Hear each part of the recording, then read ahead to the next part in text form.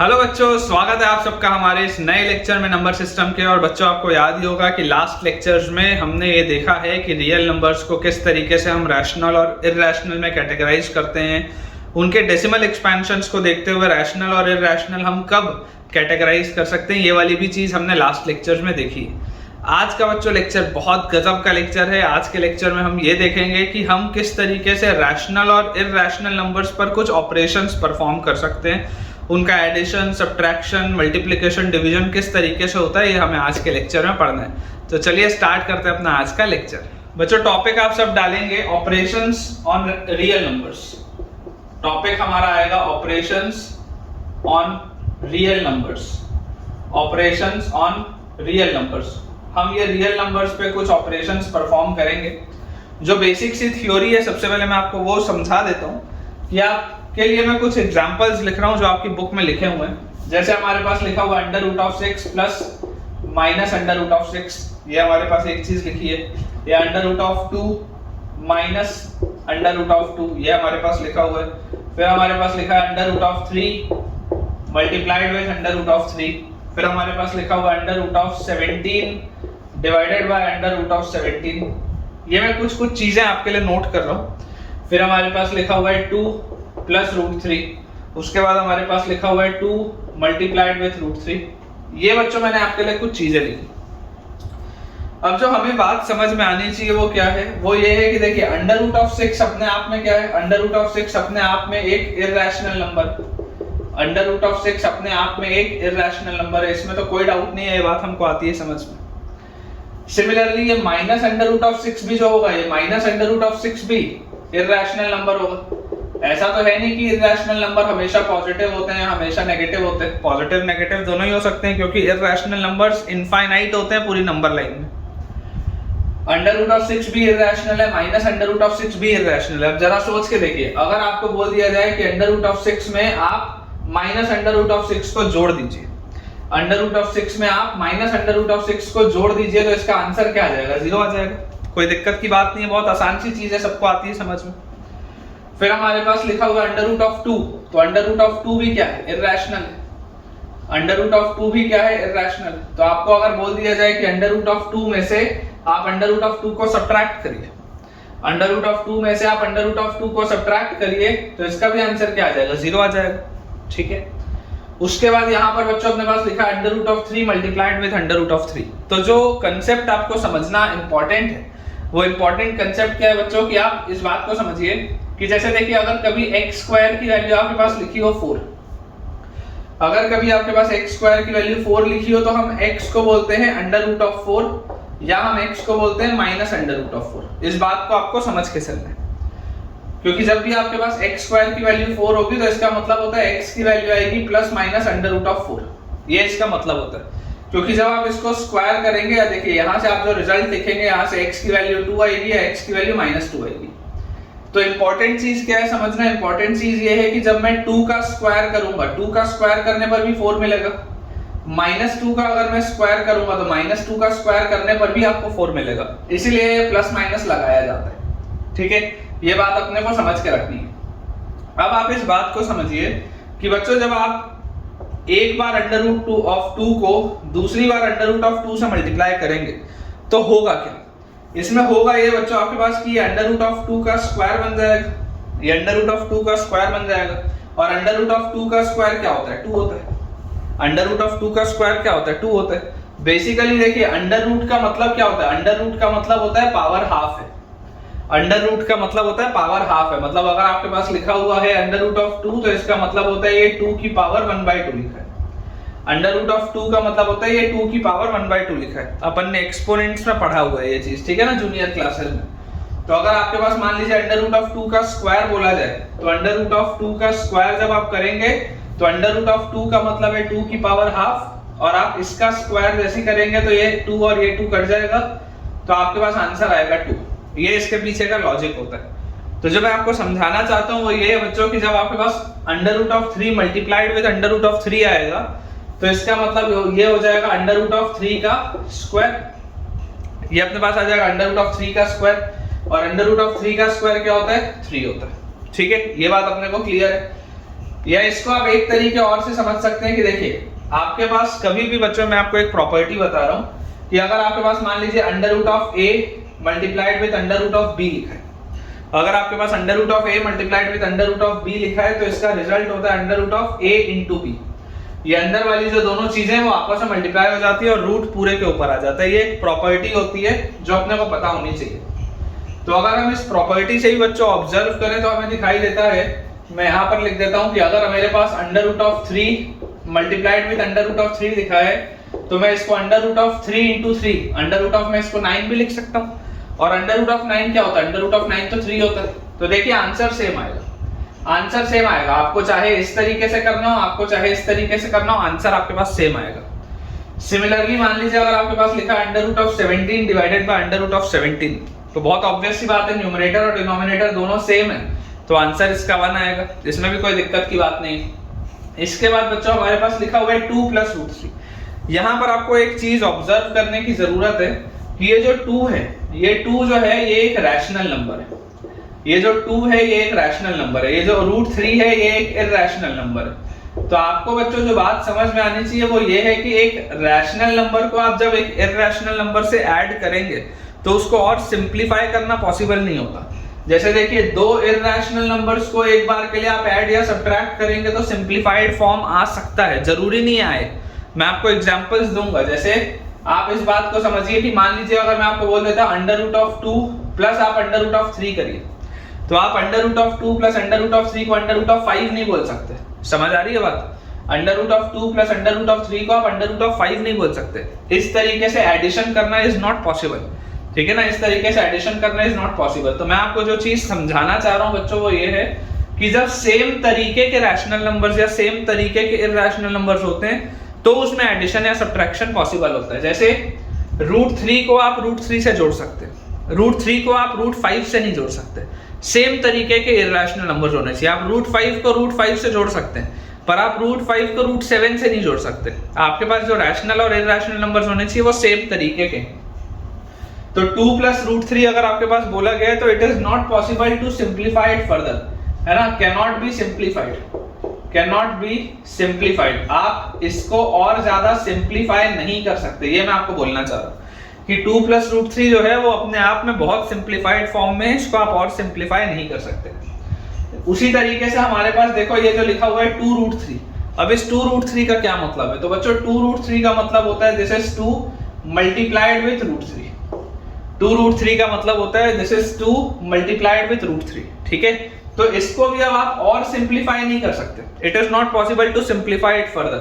तो ये भी सिंप्लीफाई और नहीं हो सकता, ये भी सिंप्लीफाई और नहीं हो सकता। अभी बेटा मैं आपके लिए बोर्ड क्लियर करता हूं। मैं बहुत सारी ये चीजें आपको अभी थोड़ी देर में समझाऊंगा। अब जैसे बच्चों आपके पास जो सॉल्व्ड एग्जांपल 11 है, सॉल्व्ड एग्जांपल 11 पे अपने पास देखिए क्या लिखा हुआ है। हमें बोला जा रहा है कि आपको बताना है कि ये रैशनल है या इरैशनल है, ठीक है? जैसे हमारे पास कुछ एग्जांपल्स दिए हैं। पहला दिया हुआ है 7 रूट 5, उसके बाद दिया हुआ है 7 डिवाइडेड बाय रूट 5, उसके बाद हमारे पास लिखा हुआ है अंडर रूट ऑफ 2 प्लस 21, और उसके बाद हमारे पास लिखा हुआ है पाई माइनस 2। ये हमारे पास कुछ नंबर्स लिखे हुए हैं। अब आप अगर इनको ध्यान से ऑब्जर्व करेंगे तो आप ये पाएंगे कि ये 7 रूट 5 का क्या मतलब है? 7 रूट 5 का मतलब हो रहा है 7 is getting multiplied with root 5। 7 root 5 का मतलब होता है कि 7 is getting multiplied with root 5। तो यार ये तो अपने मोस्ट सिंप्लीफाइड फॉर्म में। अब इसको आप और कैसे सिंप्लीफाई करोगे? इसको आप फर्दर सिंप्लीफाई नहीं कर सकते, है ना? तो ये जो है ये इरैशनल है, ये जो है ये इरैशनल है and it can not be simplified, can not be simplified. इसको आप और ज्यादा सिंप्लीफाई नहीं कर सकते। It can not be simplified, ठीक है? और 7 रूट 5 जो है वो इरैशनल है। वैसे ये देखिए 7 बाय रूट 5 है, तो 7 डिवाइडेड बाय रूट 5 अगर लिखा हुआ है तो आप खुद सोच के देखिए कि क्या 7 को रूट 5 से डिवाइड करना पॉसिबल है क्या? नहीं है पॉसिबल। तो ये भी जो है ये एज इट इज रहेगा। ये भी आपका एक इरैशनल नंबर है, ये भी आपका एक इरैशनल नंबर है और इसको भी आप फर्दर सिंप्लीफाई नहीं कर सकते, कैन नॉट बी सिंप्लीफाइड। ये अपने मोस्ट सिंप्लीफाइड फॉर्म में। ये सिंप्लीफाइड है या नहीं इसको कैसे पता करना है मैं आपको समझाऊंगा थोड़ी देर, लेकिन देख के समझ में आता है कि आप और इसको सिंप्लीफाई नहीं कर सकते। सबसे लोएस्ट फॉर्म में तो लिखा है, इसको आप और क्या ही सॉल्व करोगे। वैसे यहां पर देखिए अंडर रूट ऑफ 2 प्लस 21, तो आपने अंडर रूट ऑफ 2 में अगर 21 को ऐड किया है तो ये जो आएगा ये भी एक इर्रेशनल नंबर आएगा। ठीक है, इसके लिए मैं अभी आपको एक नोट पॉइंट भी लिखाऊंगा, बहुत इंपॉर्टेंट एक रिमार्क मैं आपको लिखाऊंगा। ये भी इर्रेशनल है और इसको भी आप फर्दर सिंप्लीफाई नहीं कर सकते। और ये जो पाई माइनस 2 लिखा है, तो देखिए पाई जो है वो इर्रेशनल नंबर है और 2 जो है वो रैशनल है, तो ये भी जो चीज आएगी ये पूरी एक इर्रेशनल नंबर आएगी और इसको भी आप फर्दर सिंप्लीफाई नहीं कर सकते। जो इंपॉर्टेंट ऑब्जर्वेशन है, जो इंपॉर्टेंट बच्चों रिमार्क है, मैं आपको वो रिमार्क बता देता हूँ। ठीक है, उस रिमार्क को अपन नोट करते हैं। सबसे पहले आप रिमार्क इसमें डाल के लिखिए, उसके बाद मैं आपको आगे की चीज कराऊंगा।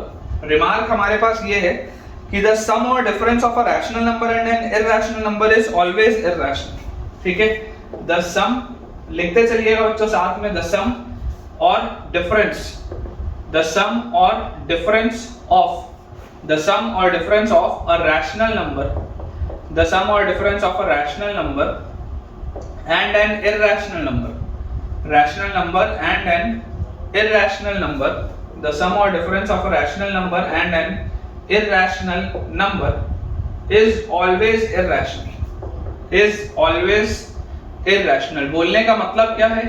बोलने का मतलब बहुत सिंपल सा है कि जब भी आप किसी रैशनल नंबर को किसी इर्रेशनल नंबर के साथ ऐड या सब्ट्रैक्ट करेंगे तो जो रिजल्ट होगा वो हमेशा ही इर्रेशनल होगा। देखिए यहाँ पर अंडर रूट ऑफ 2 इर्रेशनल है, उसको आपने एक रैशनल नंबर से ऐड किया, रिजल्ट इर्रेशनल मिलेगा। यहाँ पर जो पाई है वो एक इर्रेशनल नंबर है, उसमें से आपने 2 जो कि एक रैशनल नंबर था उसको सब्ट्रैक्ट किया, तो अगेन जो रिजल्ट है वो आपके पास सेम, रिजल्ट आपके पास इर्रेशनल ही आ रहा है।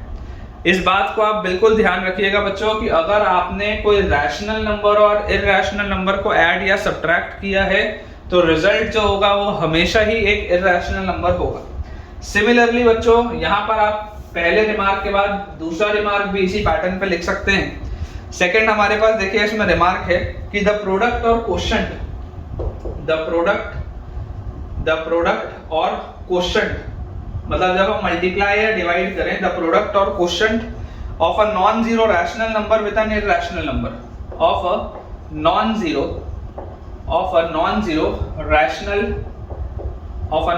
Rational and irrational number, of a non-zero rational and irrational number is always irrational. Irrational number is always irrational. इसका मतलब क्या है? इसका मतलब भी बहुत सिंपल सा है कि अगर आपके पास एडिशन और सब्ट्रैक्शन के अलावा कभी मल्टीप्लिकेशन या डिवीजन भी आ जाए रैशनल और इर्रेशनल का, तो जो रिजल्ट होगा वो हमेशा ही इर्रेशनल होगा। बस इसमें क्लॉज ये होता है कि आपका ये जो रैशनल होना चाहिए वो नॉन जीरो होना चाहिए। मतलब इसका क्या है कि जैसे मान लीजिए अगर आपने एग्जाम्पल के रूप में लिख लिया 0 मल्टीप्लाइड बाय √5, तो इसका आंसर तो 0 ही आ जाएगा, क्योंकि आप 0 को किसी भी चीज से मल्टीप्लाई करते हैं तो रिजल्ट 0 होता है। या मान लीजिए आपके पास है 0 डिवाइडेड बाय √5, तो इसका भी आंसर 0 आ जाएगा। और हमें पता है कि 0 रैशनल होता है, हम इस बात को बखूबी जानते हैं कि 0 इज अ रैशनल नंबर।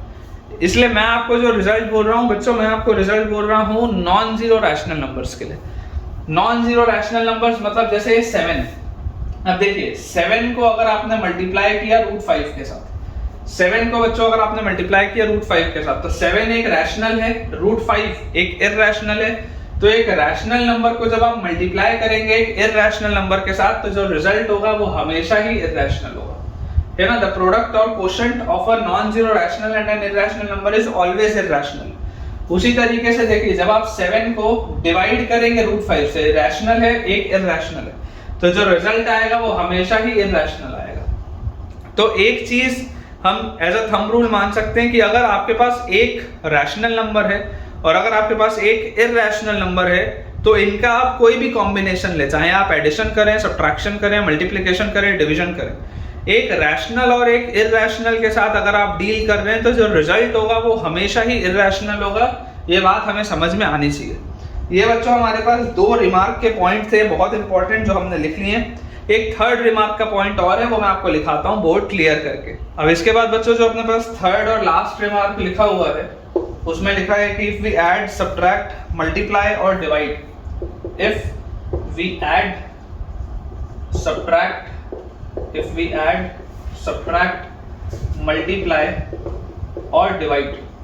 अगर मान लीजिए हम इनमें से चारों में से कोई भी ऑपरेशन इस पे करते हैं, वी ऐड, मल्टीप्लाई, सब्ट्रैक्ट और डिवाइड टू इररेशनल्स, अगर हम दो इररेशनल नंबर्स को लेते हैं और इन पे हम अगर ये कोई भी ऑपरेशन परफॉर्म करते हैं, the resulting number may be rational और इररेशनल। तो जो आपके पास रिजल्ट आएगा, the result may be rational और इररेशनल। जो रिजल्ट होगा वो रैशनल और इररेशनल कुछ भी हो सकता है। जैसे अभी थोड़ी देर पहले हमने देखा कि आप इमेजिन करिए कि अगर आपके पास दो इररेशनल नंबर्स है ना, रैशनल और इररेशनल अगर होगा तब तो हमेशा ही रिजल्ट इररेशनल होगा, यह बात हमको पता है। लेकिन अगर हमारे पास मान लीजिए दो इररेशनल नंबर है, लेट अस से मेरे पास था √6 और इसमें मैंने ऐड किया -√6, तो देखिए आता है आपके पास रिजल्ट 0। ये जो रिजल्ट आपके पास आएगा वो आएगा 0। तो इसका मतलब क्या है, ये एक इररेशनल नंबर है, ये भी एक इररेशनल नंबर है, लेकिन फाइनल आंसर एक रैशनल आ गया। सिमिलरली आप इमेजिन करिए अगर आपके पास लिखा हो √6 -√6, इसका भी रिजल्ट आएगा 0, ये भी एक रैशनल नंबर आ गया। या आप इमेजिन करिए √6 मल्टीप्लाइड विद √6, तो इसका आंसर आपके पास आ गया 6, ये भी एक रैशनल नंबर है। या आप इमेजिन करिए हमारे पास लिखा है √6 डिवाइडेड बाय √6, तो इसका आंसर आ गया 1, ये भी एक रैशनल नंबर है। But at the same time अगर मैं आपको बोल दूं कि √6 में हम ऐड कर देते हैं √5 को, तो ये देखिए अलग अलग तरीके के इररेशनल नंबर्स हैं, इन्हें आप जोड़ नहीं सकते। हम इररेशनल नंबर्स को तभी ऐड या सब्ट्रैक्ट कर सकते हैं जब वो सेम तरीके के हों। जैसे यहाँ भी √6 है, यहाँ भी √6 है, यहाँ भी √6 है, यहाँ भी √6 है, लेकिन अगर आपने √6 पे √5 जोड़ दिया तो it is not possible to add them. तो ये जो रिजल्ट होगा ये इररेशनल आ जाएगा। उसी तरीके से अगर मान लीजिए मेरे पास लिखा हो √6 -√5, ये भी इररेशनल आएगा। √6 मल्टीप्लाइड विद √5, ये भी आपके पास इररेशनल आएगा। √6 डिवाइडेड बाय √5, ये भी आपके पास इररेशनल आएगा। तो जो समझने की बात है वो क्या है कि अगर आप एडिशन, सब्ट्रैक्शन, मल्टीप्लिकेशन और डिवीजन करते हैं दो इररेशनल नंबर्स का, तो जो रिजल्ट होगा वो रैशनल भी हो सकता है और वो रिजल्ट आपके पास इररेशनल भी हो सकता है। वो हमको केस टू केस बेसिस पर देखना होता है। ठीक है, अब इसके बाद बच्चों मैं आपको सिर्फ एक सवाल और करा देता हूं आज का अपना लेक्चर एंड करने के पहले। आपके पास सॉल्व्ड एग्जांपल 12 जो है, अगर आप देखेंगे बुक में सॉल्व्ड एग्जांपल 12 आपके पास लिखा हुआ है। सॉल्व्ड एग्जांपल 12 में आपको बोला जा रहा है कि आपको ऐड करना है, आपको ऐड करना है, किसको किसको आपको ऐड करना है। हमारे पास है 2√2 प्लस 5√3। इस पूरी चीज को हमें ऐड करना है किससे, हमें इस पूरी चीज को ऐड करना है √2 माइनस 3√3 से। आपको इन दोनों चीजों में एडिशन परफॉर्म करना है, आपको इन दोनों चीजों में एडिशन परफॉर्म करना है। अब मैं आपको सिर्फ एक बेसिक सा तरीका अभी बता दे रहा हूँ, इस पे डिटेल पे चर्चा हम अपने अगले लेक्चर में करेंगे। अगर आप बेसिक सा इसका बस परफॉर्मेंस देखेंगे तो आपको देखिए तो समझ में चीज आनी चाहिए वो क्या है। मैंने अभी आपको थोड़ी देर पहले बताया कि हम सेम तरीके के इररेशनल नंबर्स को ही ऐड कर सकते हैं। मतलब कि 2√2 को 5√3 में अगर आप जोड़ भी दोगे तो आप उसको सिंप्लीफाई नहीं कर सकते। √2 में से अगर आप 3√3 सब्ट्रैक्ट कर भी दोगे तो आप उसको सिंप्लीफाई नहीं कर सकते। लेकिन अगर मान लीजिए आपको इन दोनों को ऐड करना है तो आप सेम तरीके के नंबर्स को एक साथ रखिए। जैसे अगर मैं आपको बोलूं कि 2√2 है, इस 2√2 के साथ मैं इस √2 को रख लेता हूं, बेसिकली मुझे ऐड करना है। और ये 5√3 है, इस 5√3 के साथ मैं इस -3√3 को रख लेता हूं। तो ये मैं ऐसा लिख सकता हूं। अब ये जो चीज लिखी हुई 2√2 में जब आप √2 को ऐड करेंगे तो 2√2 में जब हम √2 को ऐड करेंगे तो हमारे पास रिजल्ट आएगा 3√2। और 5√3 में से जब आप 3√3 को सब्ट्रैक्ट करेंगे तो आपके पास रिजल्ट आएगा 2√3। तो आपका आंसर तो ये आएगा। एक बार चेक मैं कर लेता हूं, 3√2 प्लस 2√3 आ रहा है, बिल्कुल सही। लेकिन मेजॉरिटी ऑफ द स्टूडेंट्स को इसमें प्रॉब्लम आती है कि ये वाला आंसर कैसे आया। तो मैं आपको देखिए यहाँ पर इसको करके बताता हूँ। हमारे पास लिखा है 2√2 और इसमें हमको ऐड करना है √2। ये हमारे पास चीज लिखी। अब आपको मैंने ये बात बताई है कि 2√2 का मतलब क्या है कि 2 मल्टीप्लाई हो रहा है √2 के साथ। और अगर आपके पास अकेला √2 लिखा हुआ है तो √2 के साथ आप 1 मल्टीप्लाई कर सकते हैं, कोई दिक्कत की बात नहीं। अगर मैं आपको बोलूं कि इन दोनों में से हम ऐसा करते हैं √2 को निकालते हैं कॉमन, तो जैसे ही आप √2 को कॉमन निकालेंगे यहाँ पर अंदर बचेगा 2 और प्लस आपके पास हो जाएगा 1। तो आप देख लीजिए आपके पास आ गया √2 मल्टीप्लाइड बाय 2 + 1 = 3, तो √2 मल्टीप्लाइड विद 3 = 3√2। ये आपके पास चीज आ गई, √2 मल्टीप्लाइड विद 3 = 3√2। एंड सेम तरीके से आप इसको भी देख सकते हैं कि अगर आप इन दोनों में से √3 कॉमन ले लें तो 5 - 3 ब्रैकेट के अंदर बचेगा, और 5 - 3 क्या होता है 2, तो रिजल्ट आ जाएगा 2√3। ये एक बहुत आसान सा सवाल था जो मैंने आपको एक बेटा बस एप्लीकेशन के पॉइंट ऑफ व्यू से समझाया है। इस पे बहुत सारे सवाल हम अपने अगले लेक्चर में करेंगे। मुझे पूरी उम्मीद है कि आपको आज का लेक्चर बहुत बढ़िया तरीके से समझ में आया होगा और आपके कंसेप्ट्स क्लियर हुए होंगे। तो अगर आपको आज का लेक्चर पसंद आया है, कंसेप्ट्स क्लियर हुए हैं, तो जल्दी से इस वीडियो को लाइक करें, चैनल को सब्सक्राइब करें और अपने सारे फ्रेंड सर्कल में जो भी क्लास 9th और 10th के स्टूडेंट्स को आप जानते हैं उनसे इस चैनल को और इस वीडियो को रेफर करें, ताकि उन सबकी पढ़ाई बहुत बढ़िया तरीके से हो पाए। Thank you.